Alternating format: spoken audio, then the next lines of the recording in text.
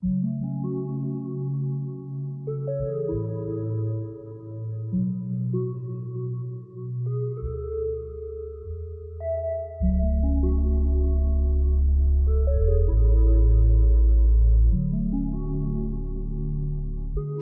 students, so today the topic which we are going to study is from Political Science class 10 and the topic is power sharing. The chapter 1, power sharing. Actually, before getting into the detail of the chapter, I would like to tell you about the title. What does this word power sharing means? Power. Here we talk about the power on the basis of government, on the basis of the arrangement which we have in our country, right, on different levels. And if we talk about sharing, then this word only just include a simple thing, that the sharing of powers, or in simple language or in understandable way we can also term it as distribution of powers, right? And now the question arises, power sharing or distribution of powers, but in what basis? On what basis, on which containments the power is being shared or the power is being distributed, right? So here we talk about the sharing of powers in two ways, right? In different organs of the government and on the other hand on different levels of the government. If we talk about the different organs of the government, right? So the organs include three organs, that is judiciary, legislative or executive, or we can arrange it in systematical manner. How we can arrange it? The first one is legislative, that is the law-making body of our country. Fine, this is the first one. The second one is, we can name it as executive, right? And the third one is judiciary. So the distribution of powers in these three levels is known as horizontal distribution of power, or we can say horizontal power sharing. On the other hand, the sharing of powers into three levels of government, that is central, state, and the third one is local. This is known as vertical power sharing. So basically we have two types of power sharing, right? And what are they? First one is legislative power sharing, in which the power is being shared into three organs of the government, that is legislative, executive and judiciary. And on the other hand we have vertical power sharing, in which the power is being shared into three levels of the government, namely central, state and local. Now before getting deep into this, we must understand that what are these organs meant for, right?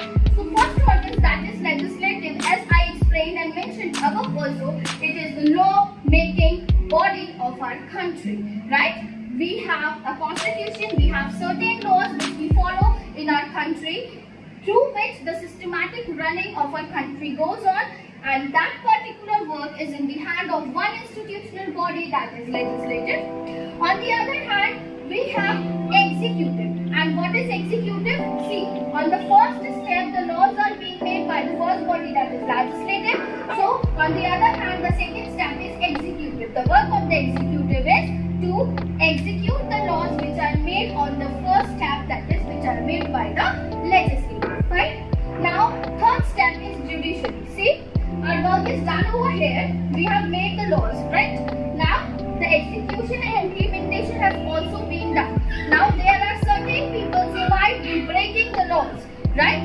So, the people who are breaking the laws, they shall be punished. And the victim who is victimized by the breaking of those laws shall be compensated. So, that work is being done by judiciary. That is the third organ of the government. Now, it is not possible because you know that India is such a big country with such a huge population, and India is also termed as the world's largest democracy. So, it is not possible for single justice system to look over all the country. So, we have three levels in judiciary also. Fine. The first level and the utmost level is Supreme Court, and the second level we have is High Court, And the third level that we have is local or district code, which we normal language also called as section codes. So at local level, if we do have any problem, if we have been victimized or we know the culprit, we can complain in the local court and the justice can be served. On the other hand, if we do not have any, we do not get any kind of justice or we are not satisfied with the decision, we can also go to the high court. If we are not satisfied with the decision of the high court as well as we can even knock the door of the Supreme Court, right? But the Supreme Court decision is utmost final. Why? Because it's the highest authority in our country. Now next is to the vertical power sharing, where we have three levels of government. That is central level, which is the most, you can say the biggest level, right? And then the state level and the local level. I can give you some examples which will make it easier for you to understand. Central level.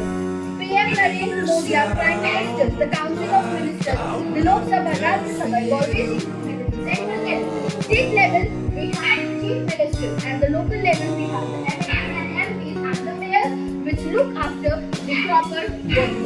So I hope you understand, because it is not possible for a single person to rule or to lead the country. So that is why power sharing, the concept is being established over here, which is a feature of a democratic country. As you know that it is the world's largest democracy. So we have two types of power sharing, and it's both which are being followed in our country, India, so that our citizens' welfare can be kept on the priority. So stay tuned, students. The next topic will be discussed. Till that, stay tuned.